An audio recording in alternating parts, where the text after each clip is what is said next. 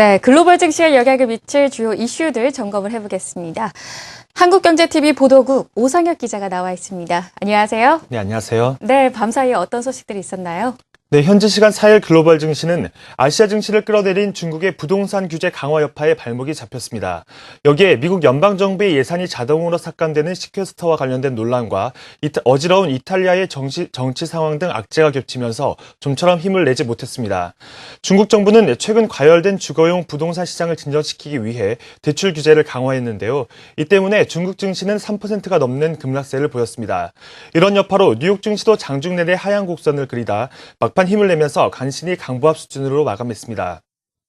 먼저 마감한 유럽 증시도 프랑스만 소폭 올랐을 뿐 독일과 영국 등 주요 증시들은 일제히 하락세를 보였습니다. 해외 주요 이슈들 함께 살펴보시죠.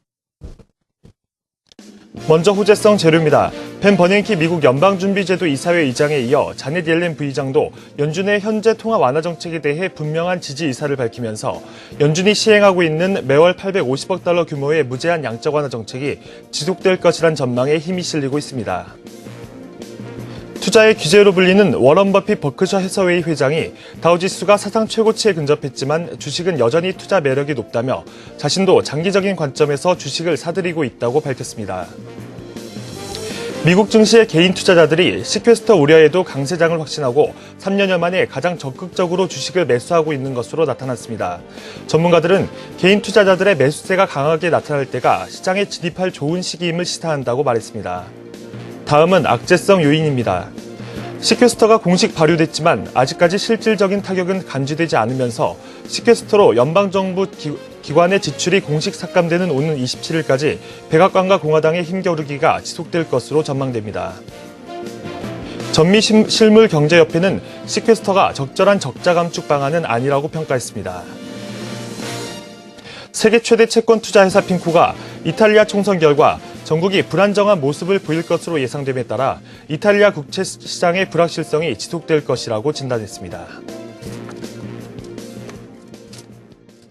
네, 이 중국이 오늘부터 전국 인민대표대회를 개최합니다. 13일간 대대적으로 진행되는 걸로 알고 있는데요. 어떤 사안들이 논의가 될까요? 네, 시진핑 국가주석과 리커창 총리의 총리 체제의 공식 출범을 알리는 전인대가 우리 시간으로 오늘 오전 10시 베이징 인민대회당에서 개막됩니다.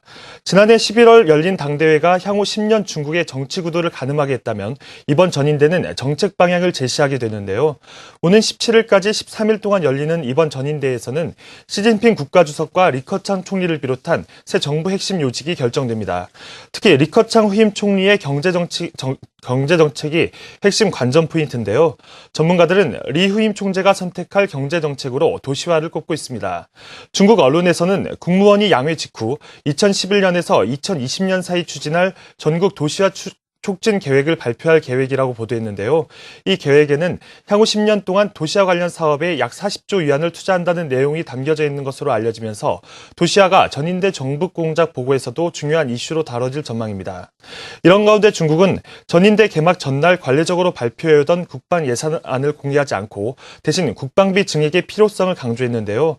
사상 첫 여성 대변인인 푸잉 외교부 부부장은 기자회견을 통해 주변 국가의 영유권 문제와 관련해 매우 단호한 입장을 보이면서 대일 강경책에 대해 중점적으로 논의할 것임을 시사했습니다. 한편 중국 당국은 기존 주택거래 차익의 20%를 개인소득세로 징수하고 계약금 상한 기준을 올리는 등 사상 초유의 강력한 부동산 억제 정책을 발표했는데요. 전인대에서는 이보다 더욱 강력하고 구체적인 부동산 정책이 발표될 것이란 예측이 나오고 있습니다. 지금까지 글로벌 경제 주요 이슈였습니다.